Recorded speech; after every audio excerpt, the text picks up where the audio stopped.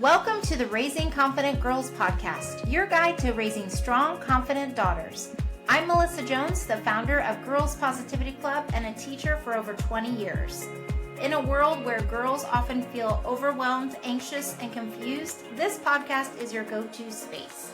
As caregivers, we navigate challenges together. I founded Girls Positivity Club to provide a place where you belong and get the tools to face today's hurdles.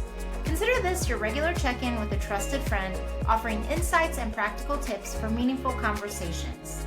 I'm here to help you feel confident on this journey of raising a generation of empowered girls. Let's dive in and raise those confident girls together. Hey everybody, it's Melissa and welcome to Pep Talk Friday. I want to talk about one of those moments where your daughter says something and it feels like it gets turned back on you. And you're like, wait a minute, what just happened? Your daughter might say something like, this is all your fault. You made me go. You just don't get it. And it lands not just in the moment, but with you. Because part of you is thinking, that's not fair. I was trying to help. That's not what I meant at all. And there's this mix of reactions that can come up really quickly. Frustration, defensiveness, even a little hurt, because you weren't trying to cause her any harm. You care about her more than anyone in the world. And you are showing up for her. And in that moment, it can feel like it's getting turned back on you. And sometimes under the frustration, there's also this quiet fear that maybe you handled it wrong. And believe me, I have handled a lot of things wrong. I'm thinking, oh no, I shouldn't have done it that way, or next time I'll do it this way. And I think that's the part we don't always talk about. Not just what to say to her, but what it feels like to be on the receiving end of that. And I think sometimes it can feel a little bit embarrassing because you're like, should I be allowing this? Or is this disrespect? Is this big emotions? Am I losing control? Am I losing my relationship? I know those are things that I've thought of before. And it's not easy to stay calm in those moments when something feels unfair and you're like, wait a minute, don't talk to me like that. Or that's not what happened at all, or that's not what I meant. That's not why I had you do the thing. And it's not easy in that moment to stay open when your instinct is to defend yourself.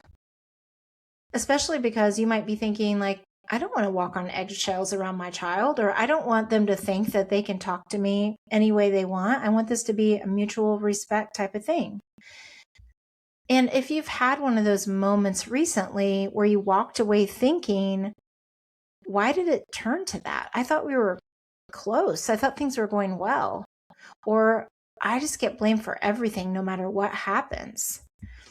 You're not alone in that.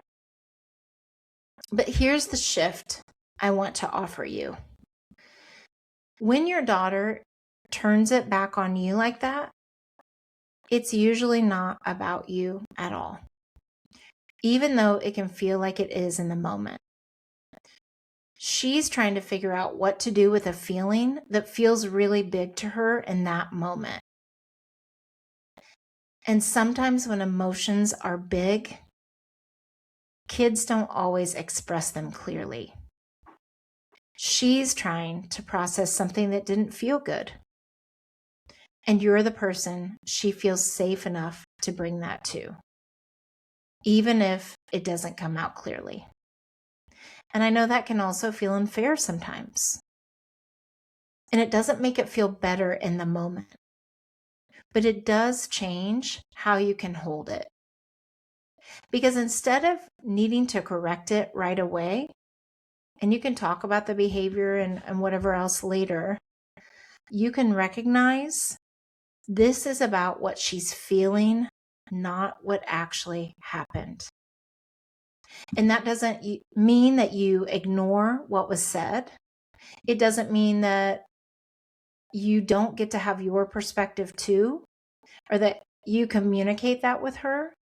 It just means you don't have to handle all of it at once.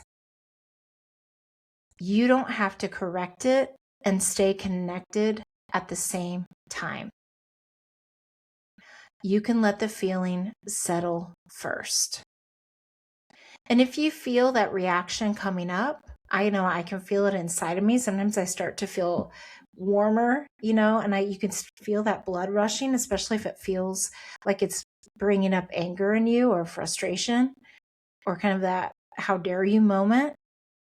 Even just take a second to pause before you respond can shift everything, especially when your instinct is to react right away, because that pause is what gives you the space to respond differently. And believe me, I know that pause is not easy. Sometimes for me, it's walking in the other room for a minute. Sometimes it's going out to get the mail. Sometimes it's just, taking my feet, my toes, and just like gripping them to the floor to like ground myself for a second. And sometimes that response is really simple. It might be taking a breath and saying, that felt frustrating. Or, I can tell that didn't go the way that you planned or you'd hoped.